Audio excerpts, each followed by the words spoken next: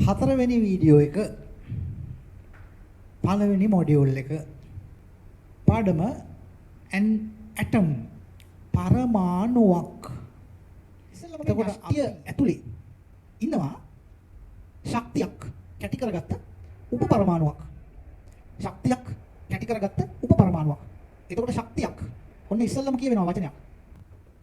Energy එකක් ශක්තියක්. එහෙනම් මේවා තේරෙන භාෂාවෙන් කිව්වොත් nuclear reactions. න්‍යෂ්ටික ප්‍රතික්‍රියා nuclear reactions. එහෙනම් ඕගොල්ලෝ ගාවට එන කස්ටමර්ගේ ෆේස් එකේ, ස්කැල්ප් එකේ, hair එකේ, nails වල nuclear reactions වෙන්නේ නැද්ද? නොකඩවා සිද්ධ වෙනවා.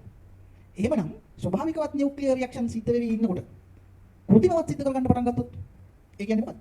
කොහෙන් හරි මොකක් හරි එකක් හදලා ගෙනාවු එක ගන්න පටන් ගන්නවා. මේකයි කලවම් කරලා මේක හැදුවා නම් මේක නියමයි මිස් මේක විතර ගිහිල්ලා ගන්න හැමදාම ගන්න කියලා කිව්වොත් එයා ඔක ගන්නවා. මේකෙන් මේක වෙනස් වෙනවා, මේකෙන් මේක ලයිට් වෙනවා, මේකෙන් මේ පැච් එක නැති වෙනවා.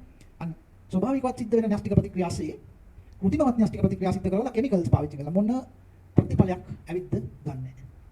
එහෙනම් එයා ඉන්නේ ප්‍රകൃතියෙන් විකෘතියට ගිහිල්ලා. රසායනිකව ප්‍රතික්‍රියා සිද්ධ වෙන්න පටන් අරගෙන රසායනිකව පරිවර්තනයක් වෙන්න පටන් ගත්තොත් ඒක ආපස්සට හරවන්න හරියම අමාරුයි. ඒක නිකන් බෑ හා සමානයි.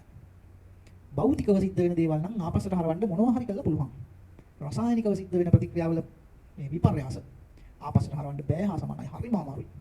අන්න එතකොට කස්ටමර් ගිහිල්ලා තියෙන වැරදි පාරේ කස්ටමර්ගේ ස්කින් එකේ මේ වෙනකොට හිතා ගන්න බැරි නියුක්ලියර් රියැක්ෂන්ස් සිද්ධ වෙමින් පවතිනවා. ඇහැට පේන්නේ නැහැ. හැබැයි මේක යාට දැනෙනවා වෙන්න පුළුවන්. දැවිල්ල, කැසිල්ල, කටු වැනීම, හැම ගැලවි යෑම